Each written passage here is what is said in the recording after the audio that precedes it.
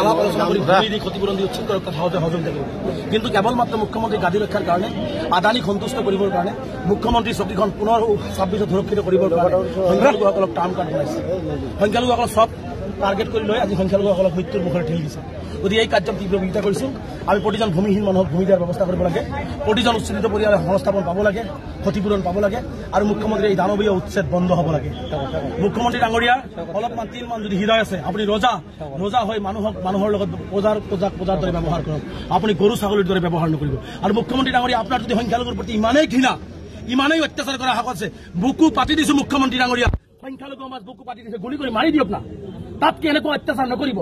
80 বছৰীয়া বৃদ্ধই আজি কেঞ্চাৰত ককবকাই আছে আজি শিশুৱে তিৰপলৰ তলত আছে আজি মুখৰ ভাত কাঢ়ি লোৱা হৈছে আজি প্ৰশাসনে অত্যাচাৰ কৰিছে সপোনৰ বুলডোজাৰ দি ঘৰখন ভাঙি দিয়া হৈছে এনেকুৱা অত্যাচাৰ মুখ্যমন্ত্ৰী ডাঙৰীয়া নকৰিব আপোনাৰ যদি ইমানেই সংখ্যালঘুৰ প্ৰতি ঘৃণা আপোনাৰ যদি ইমানেই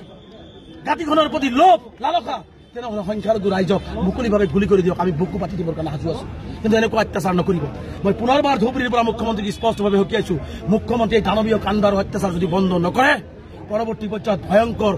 গণ আন্দোলনৰ সন্মুখীন হ'বৰ কাৰণে সাজু থাকিব লাগিব আৰু অসমবাসী সংখ্যালঘু ৰাইজক আহ্বান জনাইছো আন্দোলন আৰম্ভ কৰিছো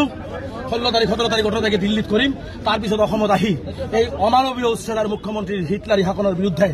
এক ব্যাপক গণ আন্দোলন গঢ়ি তোলা হ'ব তাৰ বাবে